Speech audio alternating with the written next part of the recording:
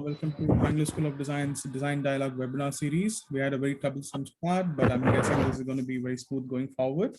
So we have our speaker, architect Kavitra Shastri with us, and we have our moderator from Bangalore School of Design, Preethi Dineshwar, who is also the Director of Academies from Bangalore School of Design. So just a quick intro about Bangalore School of Design. We are a young design institution established in 2017. We have our academic partnership with College de Paris École Contact for our diploma programs, and North University. Our programs spread from interior design, interior architecture, landscape design, furniture design, brand strategy, UI UX design. And let's get started with today's webinar. Over to you, Architect Preethi. Thank you, Praveen. Good morning, all. Thank you for being here today. In our attempt to keep the student community active and engaged during the last 1 year, we had embarked on the Knowledge Share webinar series, and we tried to keep it as varied and interesting as possible. This time around, we are calling our webinar series Design Dialogues. Having been in this fraternity for close to 30 years now, and the resounding and positive response that we received to the earlier series, we decided to throw it open to a larger audience. We are more than happy to welcome several students, colleagues, and other architects and designers from the fraternity today. With the student community having no respite from the barrage of online classes and screen time, delivering the syllabus alone, especially on an online platform, makes their education incomplete and probably monotonous as well. We at Bangalore School of Design are extremely thankful to our friends and acquaintances from the fraternity who so graciously obliged to take time out and share their journey in the field of design with its highs and lows, moments of euphoria and moments of despair. What can be better than learning from the experiences of those who have been there and done it, right? And of course, going back home with joy and pride and the reiteration that you have chosen what you love to do. After life as an interior designer with dear friend who was also head of Interiors Brigade Group for almost 30 years, architect Seema Ramakrishna, and selecting furniture and accessories for a space with Gulgun Balki from Turkey, who is an industrial designer by education and an interior designer by passion. I'd like to introduce the speaker for today, architect Kavitra Shastri. An alumni of BMS CE, her design philosophy is a simple marriage of form and function, aesthetics and practicality, using elements that are organic, natural, and sustainable. She loves a bit of drama, be it through art, a quirky piece of furniture, or lighting. A love for nature guides the practice encompassing architecture, interiors, and landscape design. In 2016, she initiated Code Studio at IIID that focuses on doing pro bono design for community projects in Bangalore. This collaborative studio has completed numerous government schools and orphanages, including the restoration of the 108-year-old government school in Murphy Town.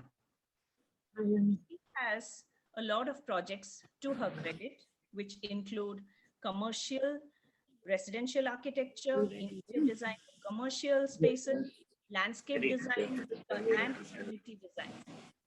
She also has several publications and projects in print to her credit. Today, she will be taking a journey in one of when she stops, please start. Okay. Basics of landscaping. Welcome, Kavita. Thank you for being here. Hi, Preethi. Thank you for the warm welcome. Kudos to Team BSD for initiating these dialogue series. I think it's a great way to engage the student community during this current scenario. So let's get started right away. We had a lot of troubleshooting in the beginning, so let's get started right away. I'd like to share a travel experience from a recent trip to New York. this is the High Line. It's a story of urban adaptive reuse. This is a story of an abandoned and unused railway line that was transformed into a 2.3 km long elevated park in New York. It's also a story of how the concerned citizens, how the neighborhood and community worked with the governance to make this happen. And now it is a global inspiration for cities to transform unused industrial zones into much needed public spaces. So let's start with the history, a very brief history. This was the freight line, which was set up in 1934 to basically transport produce, that is food produce, meat and dairy, across New York City. Once trucks took over, it fell into disuse and it was headed for demolition. So in 2004, two residents, Joshua David and Robert Hammond, started lobbying to save the tracks. It just concerned citizens, you know, that's where this whole movement started. They founded something called Friends of the High Line, which is a non-profit conservancy, basically to advocate its reuse as a public space. They convinced the city, that is the mayor and the rest of the governance, and they ran a design competition for this, how to reuse these tracks. Finally, the competition was won by this firm called Dillers, Cofidio and Renfro, along with field operations, who did the actual landscaping. It was a very basic design. It suggested a new park on the elevated tracks with varying uses split into different zones all along the length. So let's talk a little bit about the design now. And so, you know, they came out with all these diagrams and concepts, again, showing that basically mapping the High Line, the existing path of the High Line, and also what was built around it. So it's almost like a conversation between the built form and the unbuilt form. So here you see the High Line and how various zones were demarcated for different uses, depending on the context. So like, for instance, they did a lot of studying and analysis of the site. And they came out with options on how different zones could again be used, and you know, how the softscaping and hardscaping could be put together to create different feelings and zones.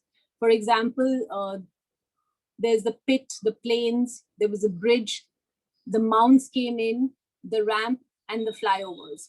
So here I'd like to say that, you know, this freight corridor kind of weaved through the city. So it had a great potential in terms of interaction with the city. They developed some ideas. This is the peel-up typology, where particular concept can be made into a bench. It can become a workspace. It can become a planter. So there's a very nice, strong theme running through the entire design. You know, it can become a picnic table or a seesaw for the children, or a water feature. So, you know, these are all the ways in which the landscape of any particular space speaks to you, how you interact with it, and how the requirements are addressed through these various structures that are planned. Now, we can, then the actual construction started. Now, the process, of course, was a huge task. It was a huge, huge process. You know, the High Line, the structure itself was, you know, quite well built. It could, at any time, carry 2 fully loaded freight trains. But because of 25 years of, unuse, parts had corroded. There were parts that had, fallen off. So they needed to be repaired. And also the new requirements, like when you want to do landscaping, for instance, whatever features you have, the hard and soft landscaping features, you need to address those needs, and you need to address the lighting, the irrigation, the waterproofing, because this was not meant to as a park, as an elevated park. So these were the new issues that had to be addressed, and especially surface water drain off. So they literally took everything apart, assessed the structure, assessed the design requirements, and then started building it back.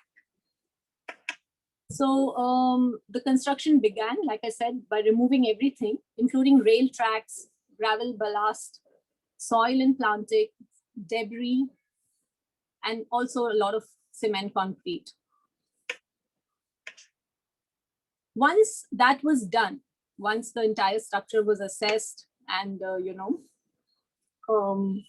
studied, they started with the hard landscaping and the services. For instance, in this section, you can see that they are installing the concrete pavers, making space for the planted areas. On the extreme right on that slide, you can see that parts of the railway track have been retained so as to, give you that connection with the past, with what it was, a sense of nostalgia for people who were there at that time, a sort of continuity into the future. So, there's a thread over there. Yeah, and so these are the various, this is how it looks now, parts of it with roads and streets underneath, and the seating, addressing different views to the city. And yeah, so then, the way they've, this is like a performance space over here. You can have a small, like a poetry, spoken word performance. You don't want to interact with people, there are benches, you can just, take a book, sit down, read. You want to enjoy views of the river, there you have that. And you can see the lighting, how well it's been incorporated into this whole, there are lookouts where you can be a little extroverted and look, see what's happening around you, take in the city, so as to say. So it's a very, very a popular destination for most tourists. And I actually had the good fortune to visit it and read about it much before I went there. So I made a point to take the kids and the reluctant husband as well. So, but everybody loved it. So now we come to the actual gardens. Now the gardens of the High Line, the planting was inspired by the self-seeded landscape that grew wild for 25 years, even after the trains have stopped running. Wandering through these gardens, you'll find perennials, grasses, shrubs, and trees that were chosen for their hardiness, sustainability, and ever-changing textures and colors. So there's a lot of color. There are plants that mimic the skyline. You can see that in the second slide. And also here I have to stress that the whole community was kind of involved, to into this project. So now, well, thanks to the High Line, the real estate value all along the High Line, it has shot up, and you will find some fantastic contemporary architecture. This is the New Whitney Museum by Renzo Piano. This is a set of luxury apartments by Zaha Hadid. And so there's still a lot of work going on the High Line. It's not complete yet, but it terminates in this Hudson Yards where this is also being, kind of, this is what it's going to look like when it's done. So a lot of excitement generated for the city by this very, very simple idea. So I'm talking about this because I want everybody to be inspired by this. Always be aware of what's happening around you. And, there are a lot of examples. There are a lot of things. Take inspiration. It's easy to sink into the pit of, depression or be cynical about things. But there's a lot of good happening. And there's a lot of learning in all this for us. So Preethi, this was my inspiring story to start with. And I think now we can get down to the nitty-gritty of the actual presentation. Wow, but that was such an amazing project that you just shared. So looks like we've started with the bang. In fact, the floating gardens on the Hudson River have been tickling my curiosity. Now, this is something that I need to add to that. That's the next inspiring story for the next presentation. Thank you so much for that, sharing that project with us. I could see the passion in you as you described this project, and I can't wait to share your experiences in your own projects with all of us here today. So I'll just go to the very basics. Let's start at the very beginning. My first question to you is, what's the first thing you do when you take up a project? How do you assess the space that has to be designed? So the first thing that we do, Preethi, is schedule a site visit. It's very, very important to analyze the site and to note down all the existing features, the contours, the water streams, if there are any, trees, any traffic, the position of the roads, any pedestrian traffic through the site, and the orientation with respect to the path of the sun.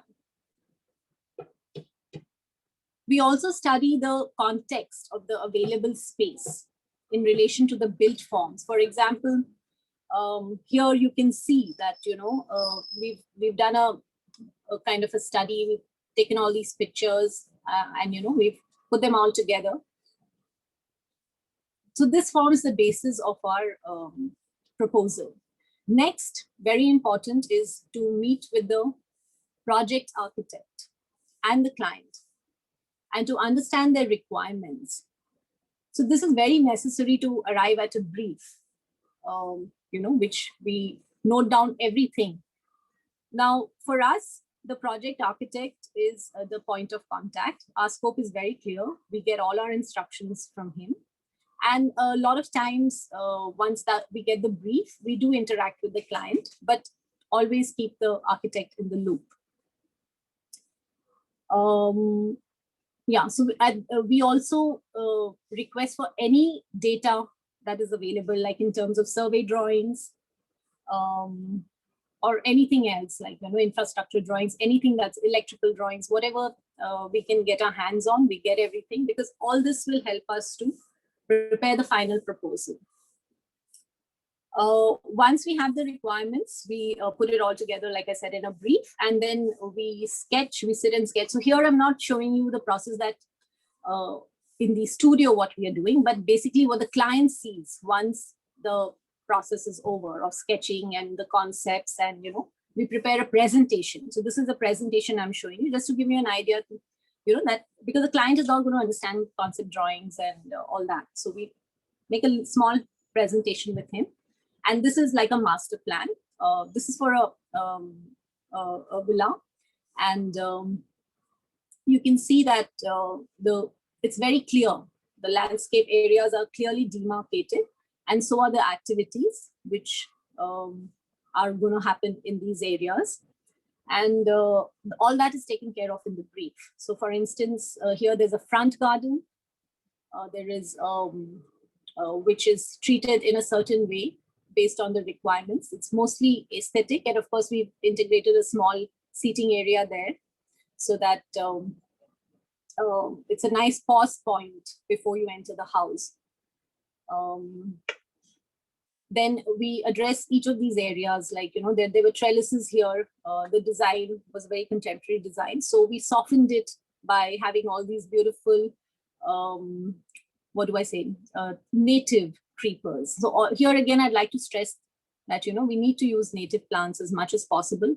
I love using a lot of perennials and evergreens because, again, that is something that keeps the garden looking good throughout the year. So that's some of the plants. And then we had a little reflecting pool, and this is how this was treated. And so on and so forth. We address each of the areas. There's a little kiddie nook for the children, which came in the northeast corner. So, a sort of a fun area for the children to play. Some furniture in the transition spaces between the living room and the garden. There's a little sit out, and his mom loves a swing, so we said, why not? And then, of course, plants depending on the amount of light available. We had a gazebo, which is over here, which was like an alfresco space for everybody to kind of have a picnic in the garden. And I think in this pandemic, we've been spending a lot of time at home, and it just goes to show that how important it is that you have all these versatile spaces, and especially a garden is such a versatile space which allows you to do so many activities outside of your home. Absolutely. So I think so there's a lot of emphasis on landscape now, and it's come back into the limelight along with homes, especially with homes. And so these are the various areas, like, and the various planting that we've kind of envisaged for these areas, and so on and so forth. So this is just the process, and this is what we follow. Right. Thank you. That was quite insightful. But if that is just the beginning, then it's obvious that landscape is not just an accessory. So what would you say are the technical details that go into designing the landscape of a space? So here I'd like to say that, the processes that we follow in the studio, we start with sketching, So we analyze the site, like I said, and there are basically three important elements that determine all aspects of landscape design. The earth, which is basically the soil, the content of the soil, the type of soil, the contours of the land, as far as possible, we use it to our advantage. Secondly is the water. It's again very important to make sure that water does not stagnate anywhere. So surface water drain off is very important. And of course, water in terms of a feature, like, the sound of water is very calming, and it can translate into so many types of features. Like it can have a certain theme. It can be very Zen, or it could be very Mediterranean. So water as a feature. And the third thing, the third element is, of course, the sun, because, that will actually determine your planting. So apart from these three elements, natural elements, we also need the client's requirements in terms of space, utility, type of activities, and privacy factor. All this determine the design process. And everything other than that is, of course, we have to incorporate lighting and irrigation. So here I'd like to say, like, for instance, for this particular project, once we have the concept drawings and we have the master plan approved, we go into the technical details, which illustrate the actual hard landscaping areas and demarcate them from the soft landscaping areas, and address irrigation requirements, and surfaces. What surfaces are we going to use for the soft and hard landscaping, especially for the hard landscaping? So I like to use as much as possible natural surfaces. So a lot of stone, maybe brick for the paving and the pathways, and offset it with the pebble beds. So for here, instance, the pathway that you see, which winds around the lawn area, which was kept to a minimum again because lawns are a bit difficult to maintain, whereas plants usually are much easier. They just have a life of their own. So for here, we had to make sure the pathways were sloped correctly, and there was no water stagnating anywhere. There was also a rainwater harvesting pit that was put in the corner. So basically all the water is kind of sloped towards that end. And there are concealed channels under the pathway, water channels for draining. There is also an electrical diagram because sometimes pathways, not sometimes, always, they need to be well lit, and one needs to see where one's going. So there again, when we go into lighting, there are different types of lighting. There's basic task lighting for activities like walking. There's accent lighting when you want to accentuate certain plants, and of course when you want to accentuate certain design elements that you have incorporated. So based on that, we get into the details of the lighting and irrigation. Could you just take us through the design of that? If you could go back to the earlier slide, just take us through what you have done in that garden. So yeah, we can go back to the concept slides, and maybe I can explain the next one. So yeah, so here for instance, we have the requirements here were that the clients were quite elderly, there were no children, so it was more of a relaxation space and a little bit of walking. So we've kept the pathways, used a larger stone with less joints, but at the same time we've given grass joints. So we use rough textures so that you get a better grip for walking and all that. And the way the garden is planned is that there was an existing jackfruit tree here as soon as you step out from the living room. And that we built around it, so that forms one sort of a point of interest. And there was also an alcove on the right side, which was converted into a seating alcove over here. So for instance, you can see that this is a little alcove here, which looks out from the dining. So we created a little seating area for for like a rest point. Once you step out, you take a little walk, and then you have a little place to sit down. And yeah, basically that's it, and kept the lawn to the center, more as a visual thing with a pathway all around. And along the compound wall over here on the left, we created this pebble bed again for water recharge, and also to create like a kind of a buffer screen between the road to block out the traffic noise. Okay. So yeah, basically that is it. There's one step out here, and there's one step out here. Maybe you could use your cursor. Yeah, so there's one step out here. That's a living room step out, and there's one step out over here on top. So the whole thing was connected like this, with the pathway, and a nice circulation pattern was created. And then we gave them these ideas that, you can have a water feature. If you're doing a Zen theme, then the one on the left works. And if you're doing something a little more Mediterranean, the one on the right works. So yeah, that's just the basic idea behind this. I also see a very detailed technical drawing that one needs to actually make to be able to execute. Yeah, so actually the tough part is at the beginning, to capture a client's requirements precisely is the key. Right. And once you've done that and you have given them a design which you believe in as well, and which he likes, that's like a real win-win. And then everything else just falls into space. The rest is just, making sure the space works. Right. Thank you. That was an elaborate explanation on the technical details. Could you tell us a little more in detail about softscapes and hardscapes, and how do you determine how much of each to choose for a particular project? How do you decide that? So if it's left to me, then, there'll be as much, Softscape. softscape and unbuilt spaces as possible, and keep the footprint of the house really small.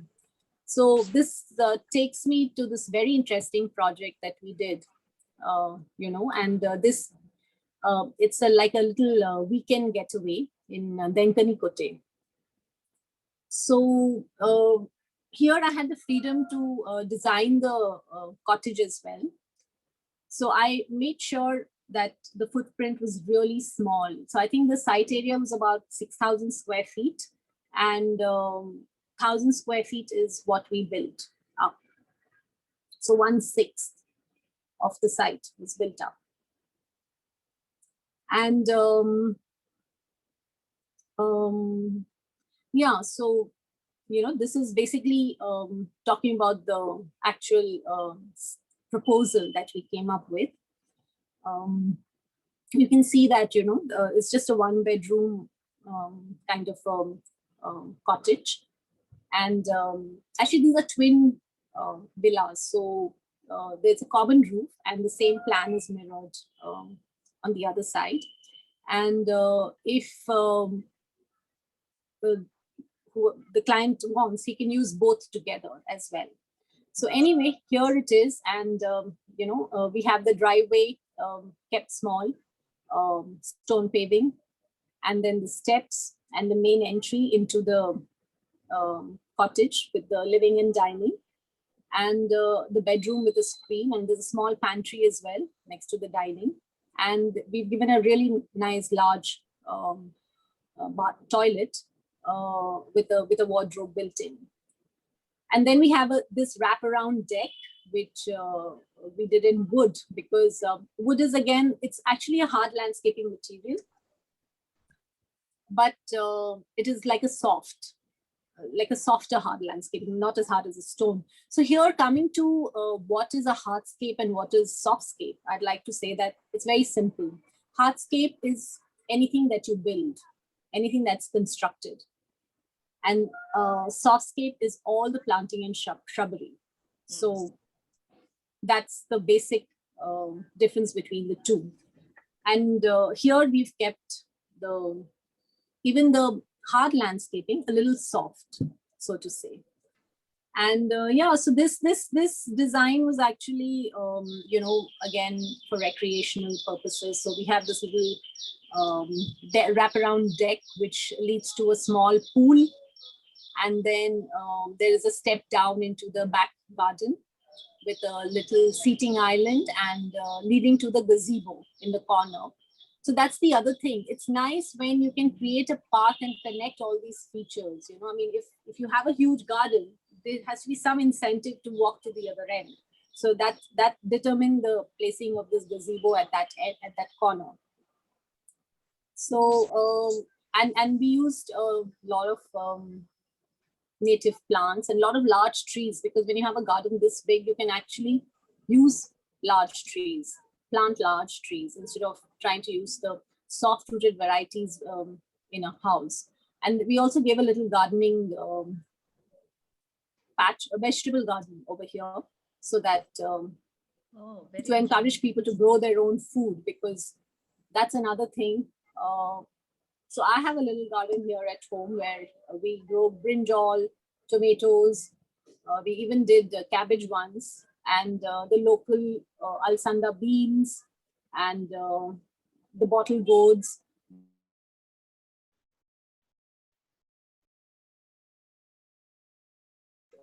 They're very, very easy to cultivate. I urge everybody to always, have a little area demarcated for a vegetable garden, and of course have plants like and trees like papaya, drumstick tree, because they grow very well, and they don't need much care. Plus, you can share with your neighbors, make you very popular in the neighborhood. Yeah. So I even have an avocado tree, and we've just collected like some 30 avocados. Requested the neighbor to let us onto his terrace so that we can access our tree, and of course gave him a little bit of a bribe to do that. Gave him in kind. So yeah, so this is, you know, the other thing that, you Very, know, very refreshing. determines. See, Yeah. so much of green space, you know, and less of the built form. But I suppose not everyone is lucky enough to have this kind of a proportion in Yeah, so and yeah, the you're so right, Preethi. I mean, you know, we have to always look at what we have and make sure we get maximum value from it. absolutely. And it's so strange that you know, nature the way it is, you give it a patch of land and a little bit of sun and water, and it literally thrives on its own. And the less we interfere, the better it is. Right. So anyway, yeah. So the other thing that determines the softscape and hardscapes are, of course, the built form and the context. So, you know, if you need a step out, then obviously you need to step out onto a semi-soft or hard space. And yeah, so these are the things. And yeah, these are some of my favorite plants which we've used in this Project. cottage. Okay. Native creepers, Quisqualis indica. I don't know if we all grew up with these very, very fragrant creepers drooping down on our archways. Every gate had that little metal arch with these creepers falling down. And then there's the bougainvillea, which is, I think it's such an underrated plant because it comes in such a variety of colors, and it can brighten up any space, and you know, it can brighten up anybody, I would say. Yes, Yeah. very bright and very colorful. Very beautiful. Yeah, so these are some of my favorite trees that I love to use, which I have used in this project. There's neem, which is of course very medicinal. And we have the champaka, which again has a beautiful fragrance.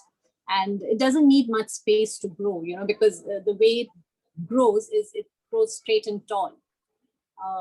And there's a parijata, which at one time every South Indian household had to have a parijata tree in its compound. So these are the different trees, forms, and their habits, the way they grow. Some grow straight and tall, some spread. So depending on, you know, where you are locating them, it's useful when you have this little bit of information. You know, whether trees are small, short, medium, tall, and whether they have a spreading canopy, a branched canopy, or they are like the palms which grow straight and tall. So yeah, that's about the softscaping and hardscaping.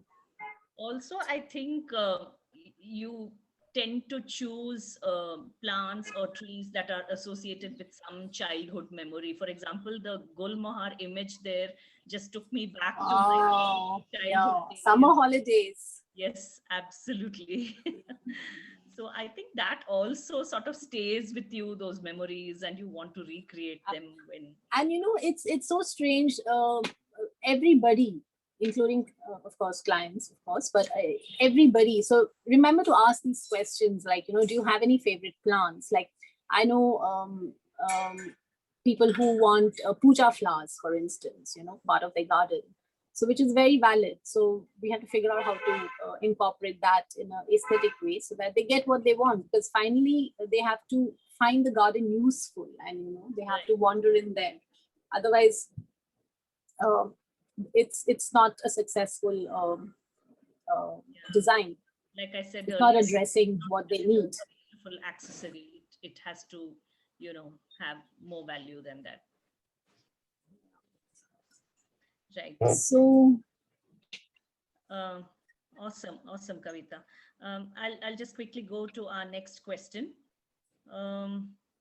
We all know that indoor and outdoor landscapes are designed differently. We did see a lot of the outdoors in your earlier slides. So as an expert, what would you say are the key points that one needs to keep in mind while designing indoor landscapes in specific? So there are three things. One is ease of maintenance. Also, there was this one more project which we had kind of prepared, but yeah, so this is, we can come back to this later. I think. Let's run through those slides, yeah. And yeah, so I think ease of maintenance, coming to the interiors, the indoor spaces, whatever surfaces we use need to be very easy to maintain. Introduction of organic forms and a lot of textures, because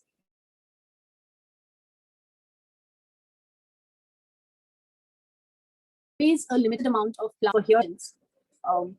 This is a very commercial, it was a dental clinic, but we know that plants and landscaping have a very therapeutic effect on people.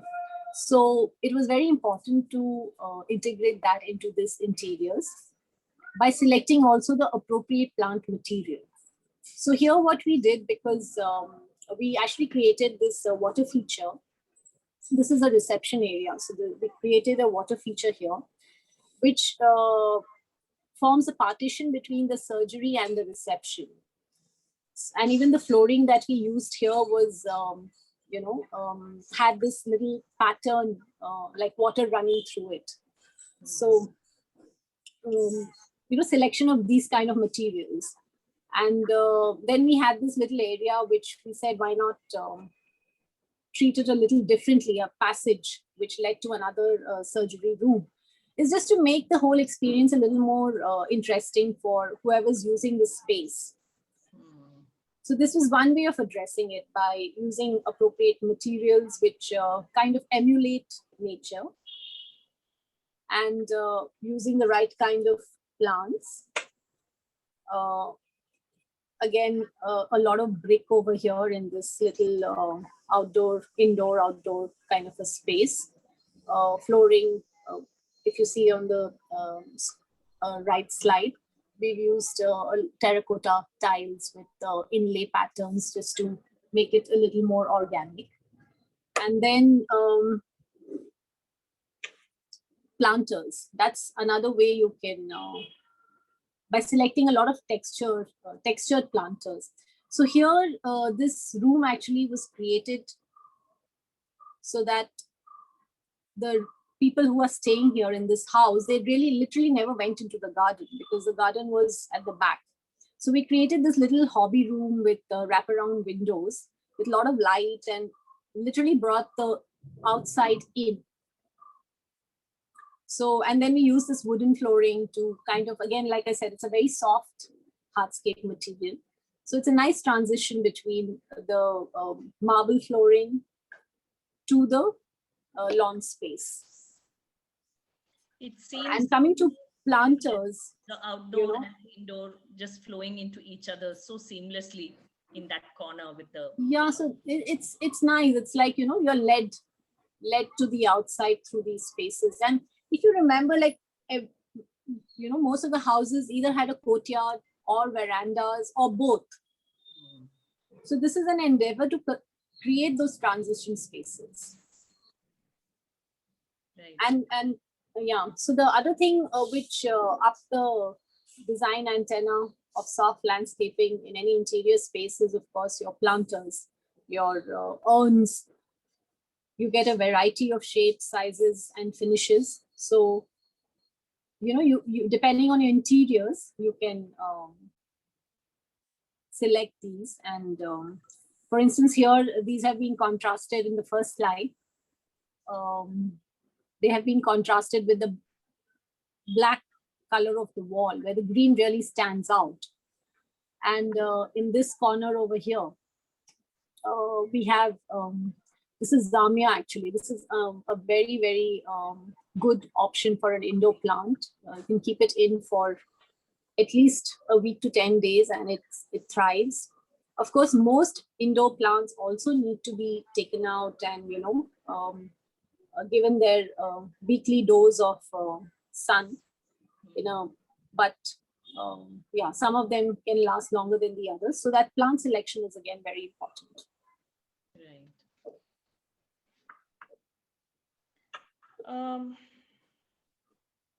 We've seen the indoors, we've seen the outdoors. I have another question for you.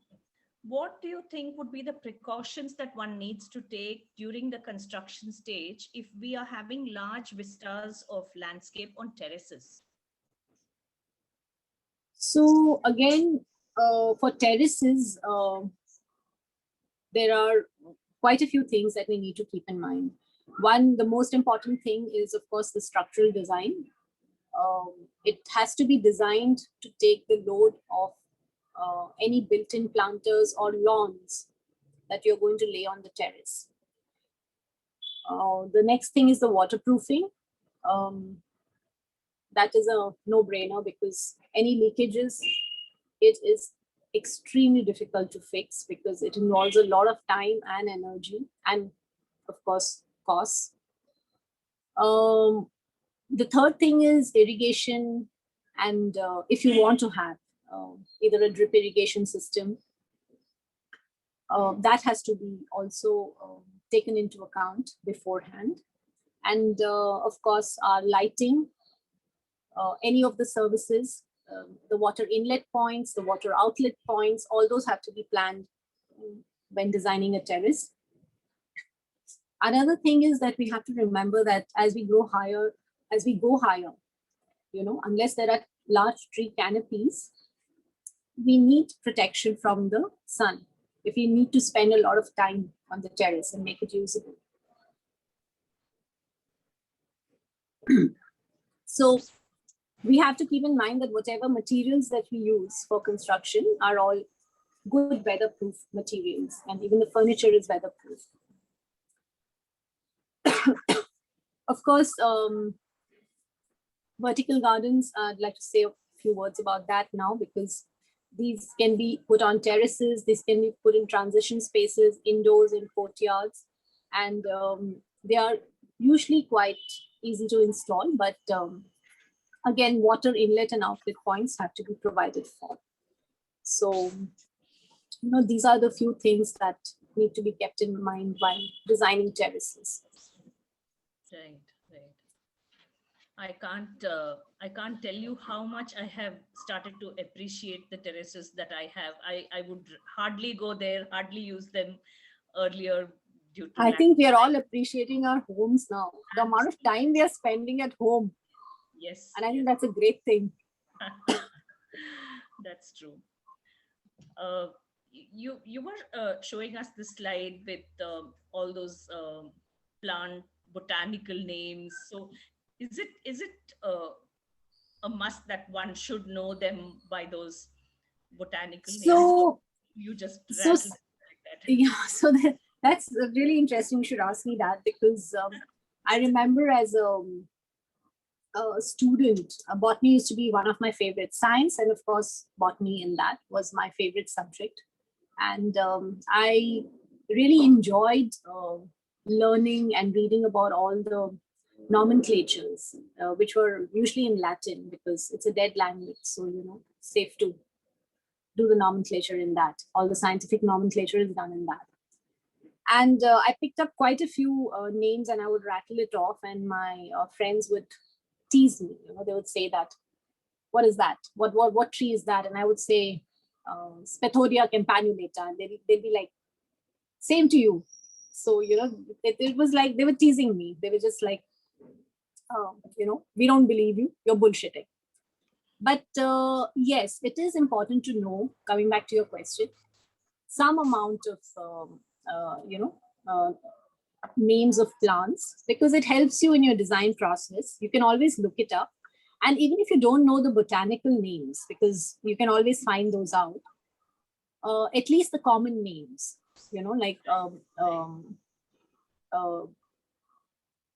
for neem, for instance, you don't have to call, or people, you don't have to say Ficus religiosa. You can just say it's a people tree, So in that sense, like even Parijata has a very complicated botanical name.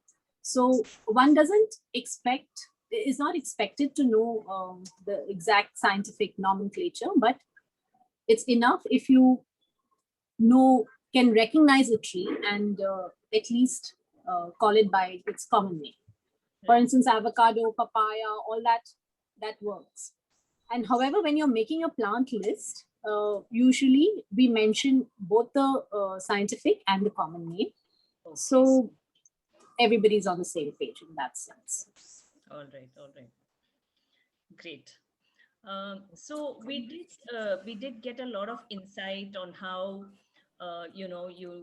it's not just about putting some pretty trees and plants around your home or in your balconies or in your gardens or terraces or whatever space that you have, irrespective of the usage of the space, be it a house, be it a clinic, be it a hospital, be it an airport.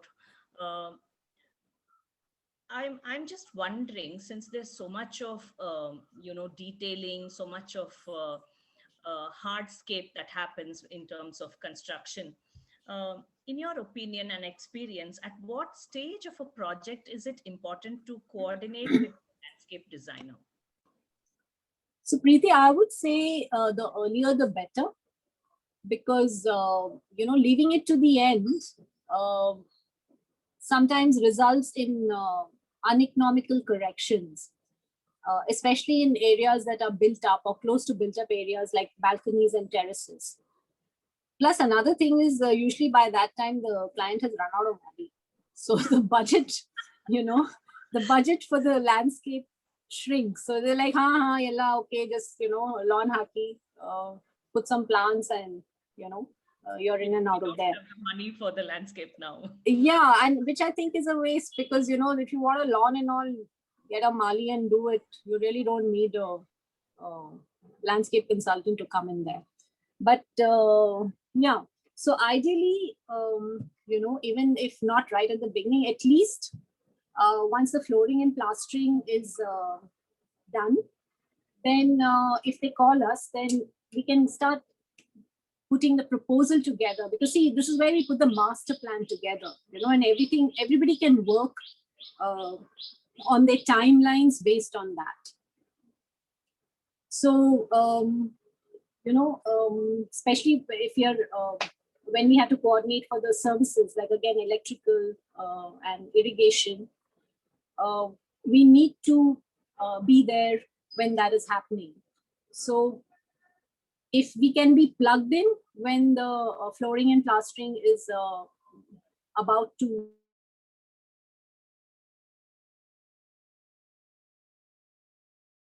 commence, that would be great. The way we, our whole scope of work is like, we need to start with a master plan, and everybody needs to be on board for that. And then we come back in the end. Of course, in between, we do all the supervision visits to make sure the infrastructure is in place and the hard landscaping has happened. But the planting happens only at the end. It happens after the painting is complete of the building, the external painting, because we don't want any scaffolding outside. So in that sense, the span of the project is quite lengthy, which is actually a disadvantage to us. But wondering, that's the way it is. That's the proper way to do it. That come in the beginning, develop your master plan, and then come back, during the flooring or just before the flooring and plastering, incorporate your services. Put in your whatever civil hardscape and features need to be done, and then come back again to do the soft landscaping. Okay, yeah. Even though it entails that you are associated with that particular project for a longer time, yeah. Right. Okay, awesome. So I really hope I have covered all aspects, whether it's the outdoors, whether it's the indoors, whether it's landscape on the terraces or small balconies that you might have at home or at your workplace. Student point of view, I have one last question. As an aspiring student, apart from a green thumb, what basic skill sets do you think one would require to study and to practice design? So I think basically a deep love for nature, because at the end of it, nature is our biggest inspiration. And any kind of, I think all and any kinds of landscape designs tend to emulate that, you know. A keen sense of observation would be great, and a basic understanding of plant forms and their behavior, their habitat. So here I'd like to say, narrate an interesting incident from college days when I remember in my final year, we had this class on urban design by Professor Wagle. And he was telling us that how built space is a positive space and whatever is unbuilt is a negative space. So I didn't agree with that. So I told him, like, you know, that's wrong. Whatever is built is not positive. It's all the positivity comes from the unbuilt spaces, what you don't touch. And that didn't end very well. But anyway, so the idea is that question yourself, question others. And, you know, if you're really, really keen to pursue a career in landscape, then do your masters. Do your masters, or at least intern with a firm that does a lot of landscape practice. And that's what I did. So I actually worked with Rohit Marol for a couple of years after I graduated, because I wanted my education to be a little holistic. It's not just the house or the built form, but also what's around it. And that, I must say, he was, I mean, he did come and teach us also in college. So I did take landscape as my elective in the final year. And anyway, so that has kind of translated into what I'm doing right now. So that would be my advice, you know. And I think at your college, Bangalore School of Design, you do have a course in landscape as well. So it's always good. Either you skill yourself by working with somebody, or you do a course, and then, you know, always important to get some practical experience. And keep reading about what's happening in your city and get involved in that. So that would be my advice to students. Thank you so much, Kavita. So insightful. I do hope I have covered all aspects of, you know, questions. So this slide that is here, I just want to say that this is a beautiful old banyan tree that is growing in a park opposite our house, in a BBMP park. And it's been here, I've been here for 25 years, and I know it's been here much, much longer. I don't know how old it is, at least 100 years old. And there's this beautiful wild cactus. It's the Brahma Kamla. It's just taken hold on it and covered the tree. You can see it on this slide on the right. The Brahma Kamla flowers only in the night and only during the monsoon. So this, if I'm not wrong, once a year. Sorry, it blooms only once a year. Yes, only once a year, only during the monsoons, and only in the night. Yeah. So you have to be very, very, and it doesn't grow very easy. You know, it does take a lot of time to set root. But here it's, you know, been left alone, and it's just taken over the entire tree. And I walk under this tree every day, and it's one of the highlights of my day. Wow. I think it happened. So I encourage you, Preethi, come over for a cup of coffee and a walk around the park. I will, but if you have to see the Brahma Kamala, you have to do that in the night. Yeah, we have to have a sleepover then. I think it happened very recently, if I'm not wrong, because I did see a lot of images of in fact, one of my neighbors here also. Yeah, it's flowering now. Yeah, I think it happened just sometime last week. No, it's going on. It's right now it's flowering. So come, once the curfew lifts, you can come over. I thought it's like magic and it just blooms that one night or something. So much of nature is magic, Preethi. Oh, yes. If we are open to it, there's a lot of magic around us. Can't agree more. I hope I have covered all the aspects that I thought was likely, on behalf of. So this is just a very, very basic and brief, Yes. kind of a session, because there's so much that goes into landscape design. I mean, we could talk for hours just on plant forms, on leaf forms, on flowers, on tropical plants. It's like it is so much to cover, but this is just like a glimpse. I agree. Could we go to the questions that the audience have posted here? I'll just quickly read them out for you. And I have a question here from Muskan Afsari, who says, is there any idea that the proposal would consist less green and more of interactive or seating area? So I think what she's trying to ask is that, can we do landscape which is more built up, So we do have something called sericulture, which is like a dry landscape, It's very, very popular because it's low maintenance. So for commercial areas, it's very popular because plants, they, shed leaves, shed flowers. So here I'd like to say to Muskan that, it all depends on the brief, the project brief, the requirements. If they say they want more seating, if it's a breakout area, for instance, in a factory building or in a office, then office complex, then obviously we need to have, place for people to come out and sit down. If it's a fire assembly point, it has to be treated differently. So it all depends on the brief and what the client wants. So there is a lot. This is where the dialogue comes in between you and the client, where you try to assess their needs, and try to give them exactly what they want, but in a way that you can translate it into a proper design. All right, thank you. I have another question from Gayak, who says, are there any bylaws to select trees? One moment, I just lost that. Are there any bylaws to select trees while designing an urban street? Well, I don't think there are any bylaws as such, but there are certain trees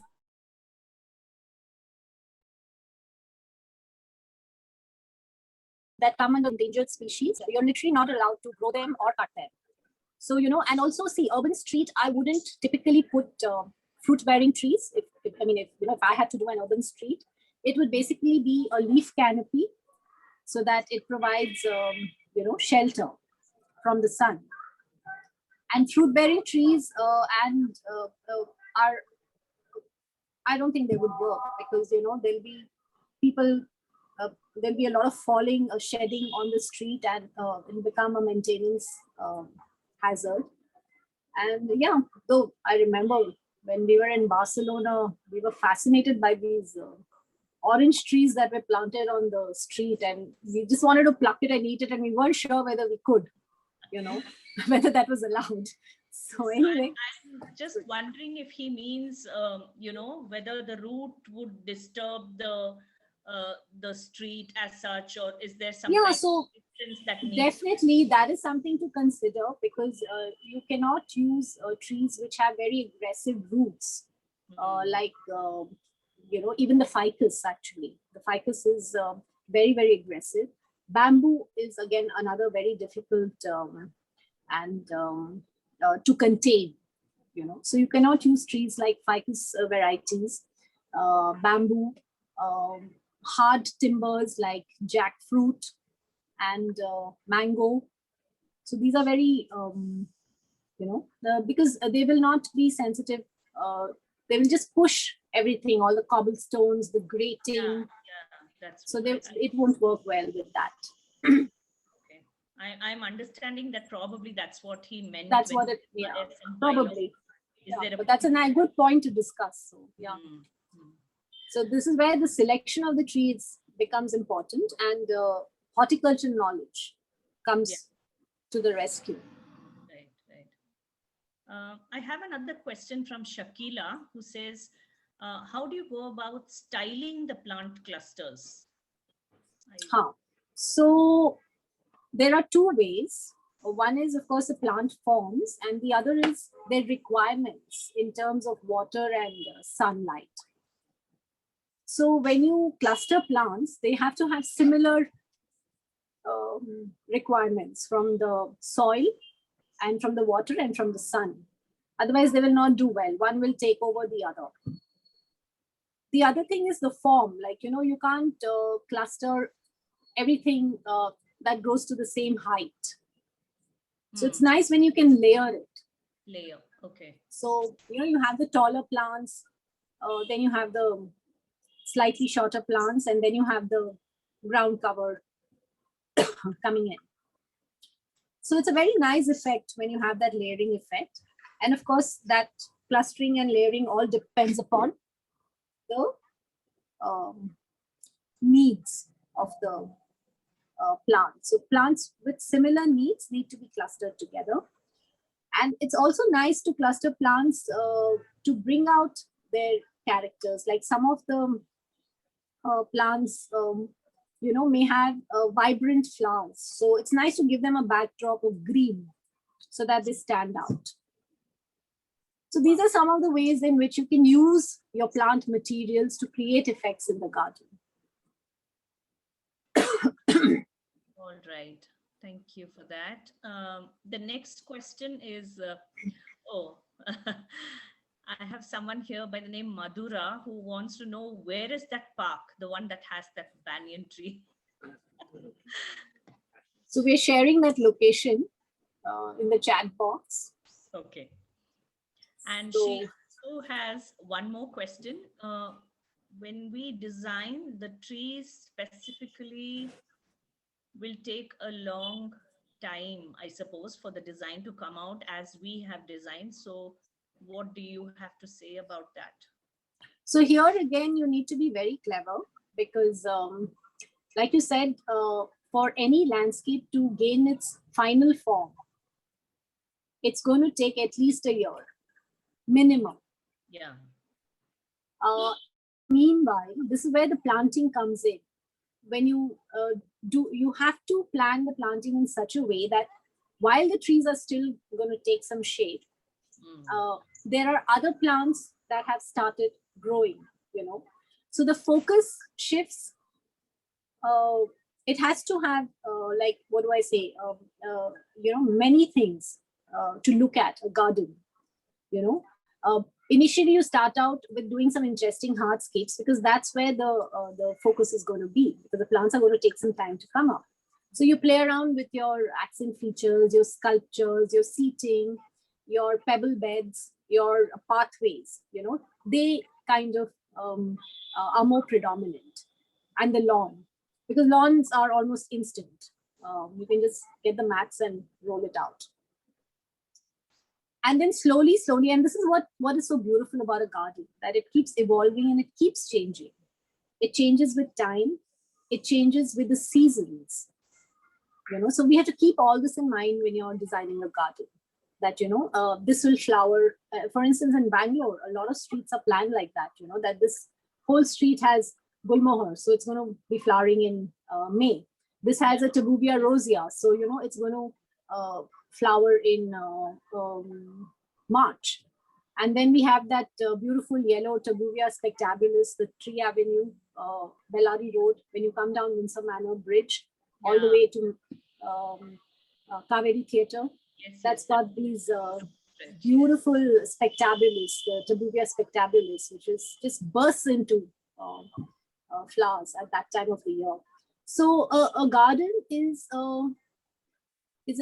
like a composition of all these elements, the pathways, the hard landscaping elements, the sculptures, the views, the actual plants that grow differently in different seasons, which flower differently. Some are fruit bearing. So, there's so much you can get out of a garden. So you have to plan for all this. And it's not that everything is going to happen instantly. It takes time. It takes time us to learn, to understand how a garden is going to evolve. A lot of times we may not see that, what will happen. For instance, we may have these beautiful trees planted and a lawn. So initially the lawn takes root and, the garden looks different. It's more lawn. But once the canopies take shape, then the lawn, gets that much less sunlight. So it starts behaving differently. And, then the focus is on the canopies, on the tree canopies. And then, you have to rework something else. So you have to understand these are all live materials. These are all life forms. They are going to change. And your design should be resilient enough to incorporate these changes. There are a lot of questions coming up, so I'll just... We have time. It's already, okay. You can take another couple. Yeah. So, ma'am... I'm going to share my email ID in the chat box, sorry, so that we will answer another 2 questions. And after that, they can just email it to me. And I'm happy to answer questions. I'm happy to give any, share any experiences or whatever I know. And yeah, go ahead, sorry. I'll just go to the chat box now. I'm shifting to the chat box because there are a lot of questions there as well. The project did reflect one's connection to nature, which is not seen much these days, as everyone just wants aesthetics and hardscapes. Can't agree more. Good morning. When you work on terraces for clients, especially when planters need to be installed, which is a better option, to make a planter box with brick and plaster, or to keep readily available planter boxes? Which is preferred?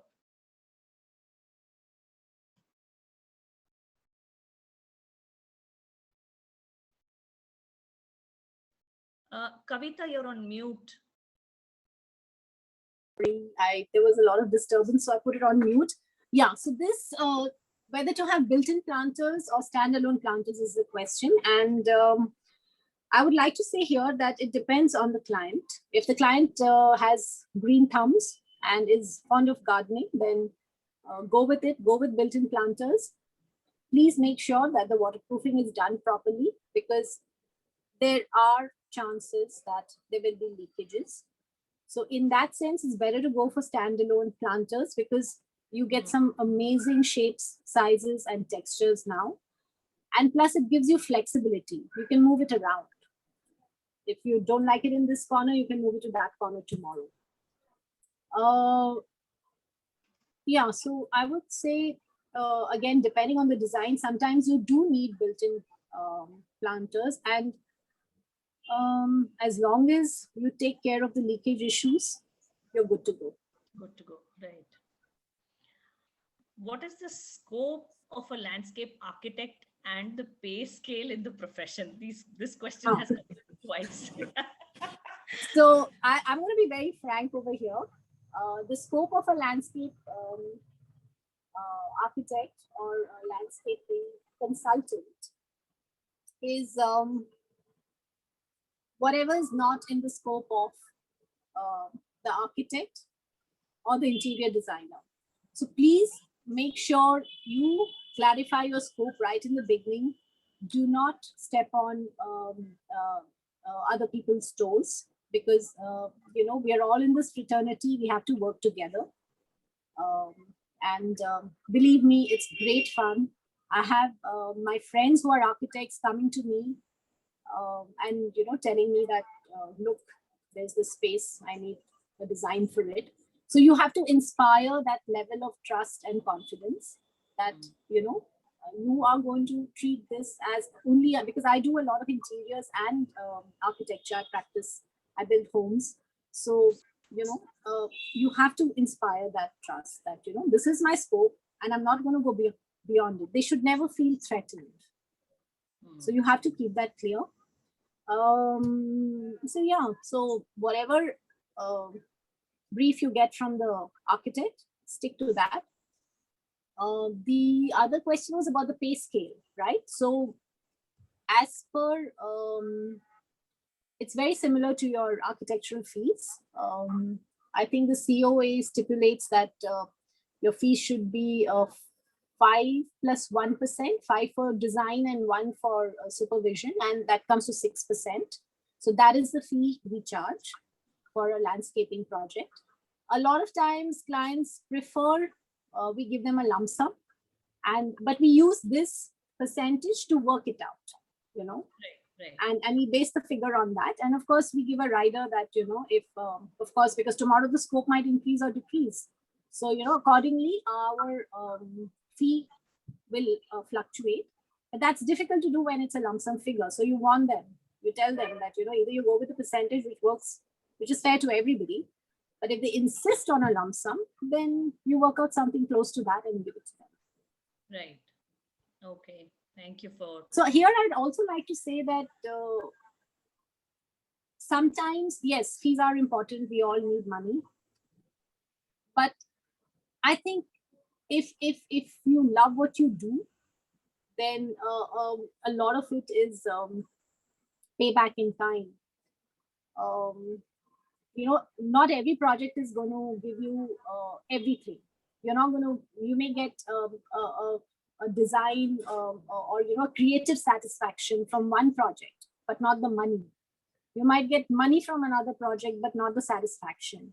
And a third project might give you maybe some kind of recognition in your field, you know. So you will not get everything from every project. Agreed. And yeah, so, you know, take it with a pinch of salt and try to, I mean, always important, have fun, enjoy what you do. That'll show through in your work. Absolutely. A lot of people are using artificial green lawns, especially I hate maintenance. I hate it. I hate anything artificial. Please don't use it. You know, I mean, I don't know how to say it. It feels terrible. It looks terrible. It looks fake. And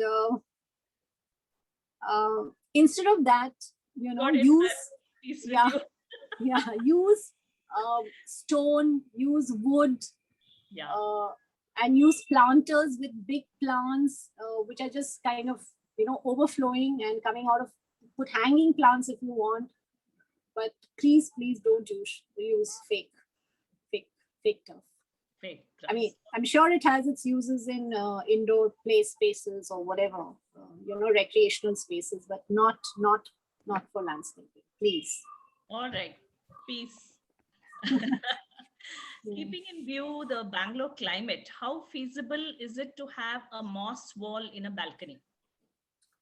So here I'd like to say in Bangalore, we are really blessed with I would say a perfect climate. Almost any plant that you put here blooms. You know, whatever you plant is definitely blooming. In fact, most of our plants that you see, which are a part of our colonial history, you know, all the tree avenues which are lined with jacaranda, and those are not, this is Brassia actinophilia, which are all imported trees. These are all imported plants, but they have been planted more than 200 years ago, and they have taken root over here, and they're thriving here. And so they to an extent that they're recognized as as part of the city's landscape without us knowing it. So moss wall, coming to a moss wall, yes, all you need for a moss wall is a lot of humidity and shade. So it's if you see, like most of our indoor plants, we do use moss sticks, and the only care you have to take is that you have to keep it moist. You can't drown it in water, so you have to literally spray the water on it. So a moss wall is a great idea. Yeah. Okay, the questions are just coming in, but I'm happy to take the emails, Preethi. Yeah. Maybe I'll just go with this one last question. Sure. Indoor landscape is very expensive to maintain? Not necessarily. Again, you need to be smart about it. You need to demarcate areas correctly. The soft landscaping, hard landscaping, whatever features you put in, So yes, it could be a little challenging, but when you put your mind to it, you'll come up with something good. Great. And ma'am, do you provide internship? Yes, I have interns in my studio. In fact, Vineet is here. Say hi, Vineet. And I insist that he's an architect. I mean, he's interning right now, but I insist that, we have this multidisciplinary practice where whatever project you're handling, you work on the interiors, the architecture, as well as the landscape design, because I feel it is very important to understand this, this dialogue between inside and outside. And whatever they learn in those 4-5 months, we try whatever, they can learn, but at least they realize that it's important and why it's important, and it's up after that, it's up to them whether they want to pursue either of the fields and how they want to go about it. Preethi, you forgot to play the intro PPT. So maybe you can play that now because the kids are asking for name of company and where do you work and all that. So maybe you can play the intro PPT. Praveen? Yes, I'll get that on, guys. Ah. Okay, guys, while Praveen starts the PPT, I'd just like to thank Kavita. Sorry if I haven't taken all the questions. You may contact her over email or if she has an Instagram page. I don't know about that. But yeah, or you could follow your forward your questions to BSD and we could also follow through with the answers. I've tried to take as many questions as possible, and thank you, Kavita, for having been so patient and answering all the questions in such great detail. I hope everybody enjoyed this program. We'll try from BSD to come up. We are actually, they are in the pipeline. There are a lot more webinars that are going to follow very shortly, and we'll keep all of you informed of the same. We try and bring in friends from the fraternity, architects, designers who are practicing in Bangalore, practicing elsewhere in India, sometimes even outside of India. So we try and keep the range of topics as varied as possible, as interesting as possible. I hope all of you had a great time. I hope all of you enjoyed today's session. Thank you so much, Kavita, once again for taking the time and spending the Saturday morning with us. Thanks, Preethi. I hope it was useful. I'm sure it was. So there are the details on the screen about what Kavita does, what the name of her firm is, and her other passions and interests. So those of you who connect with her may do so. I'd like to hand it over to Praveen for the closing speech, if I may call it that. Thank you, guys. Thank you, Ms. Preethi. Thank you, our speaker for the day, architect Kavitra Shastri. It was wonderful to hear your project, your experiences, very insightful. And I'm sure the participants here loved it. And yes, I see a lot of questions still coming in. I've requested them to email you and get in touch with you, and that'll be really great. So thank you all for joining us today. And as architect Preethi mentioned, that we are working on a lot more design dialogue series, and the upcoming design dialogues would be marketing your design practice, how to choose a color, how creativity drives advertising, and varied topics. Always look out for our website for more updates. And this webinar will be uploaded on our YouTube channel. You can always view it at your convenience. Thank you, guys. Have a good day. Be safe. Thank you all. Right. Bye-bye. Thank you. Bye, Kavita. Bye, Praveen. Thank you so much. Bye, guys. Bye. So thank you so much.